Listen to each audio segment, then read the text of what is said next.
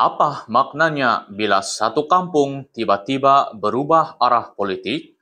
Apa yang mendorong mereka hingga sanggup meninggalkan parti lama? Dan apakah ini petanda arus besar bakal mengubah keputusan pilihan raya di Sungai Manila? Salam sejahtera, kembali lagi di channel Arena Rakyat, tempat isu jadi bualan. Tuan-tuan dan puan-puan sekalian, di Sungai Manila hari ini, landscape politik kawasan itu kembali bergolak apabila seramai 50 ahli parti warisan mengumumkan keputusan keluar parti dan menyertai Parti Gagasan Rakyat Sabah, Gagasan Rakyat, komponen utama dalam GRS. Perkembangan ini dibuat di Kampung Peringkat 2, Sungai Manila, dan diketuai oleh bekas Ketua Cawangan Warisan sendiri, Asmat Omar. Tuan-tuan dan tuan-puan, Majlis Penyerahan Borang Keahlian kepada calon JRS bagi Dun Sungai Manila, Hazim Mubarak Musa, dilihat bukan sekadar simbolik tetapi mencerminkan satu perubahan sokongan di peringkat akar umbi menjelang pilihan raya yang semakin memuncak. Walaupun angka 50 ahli mungkin dilihat kecil secara keseluruhan, namun bagi politik setempat, ia dianggap signifikan. Lebih-lebih lagi apabila ia datang daripada satu cawangan lengkap bersama kepimpinan. Tuan-tuan dan puan-puan sekalian, Asmat menjelaskan bahwa keputusan mereka dibuat selepas menilai kesungguhan Hazim dalam merancang pembangunan kawasan tersebut. Ini memberi gambaran bahwa isu pembangunan dan penyampaian hikmat menjadi faktor utama yang mempengaruhi keputusan mereka.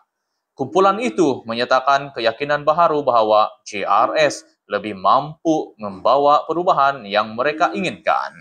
Tuan-tuan dan puan-puan sekalian, bagi pemerhati politik, perkembangan ini dilihat mampu memberi suntikan tenaga kepada kempen JRS, sementara pada masa yang sama memberi tekanan kepada warisan yang kini perlu menilai semula strategi dan kekuatan mereka dalam mempertahankan sokongan tradisi di kawasan tersebut.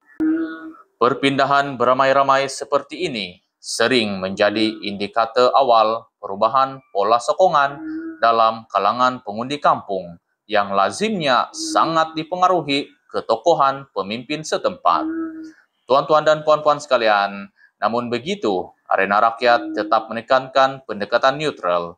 Sama ada perpindahan ini benar-benar mencerminkan perubahan besar, ia memerlukan pengamatan lebih teliti menjelang hari pengundian. Politik Sabah terkenal dengan dinamikanya, dan pergerakan sokongan seperti ini mampu memberi kesan, tetapi keputusan akhirnya tetap di tangan pengundi pada hari sebenar. Tuan-tuan dan puan-puan sekalian, apapun perkembangan hari ini jelas menunjukkan bahwa Sungai Manila kini menjadi salah satu dun yang bakal mencetuskan tumpuan ramai, dengan kedua-dua pihak berusaha mempertahankan dan menawan hati pengundi. Jadi, adakah perpindahan 50 ahli ini cukup kuat untuk mengubah nasib mana-mana calon? Atau ia sekadar episode kecil dalam gelombang politik yang lebih besar? Apa pandangan Anda tentang perubahan sokongan seperti ini? Kongsikan pendapat Anda di ruangan komen. Terima kasih kerana setia bersama Arena Rakyat, tempat isu jadi bualan.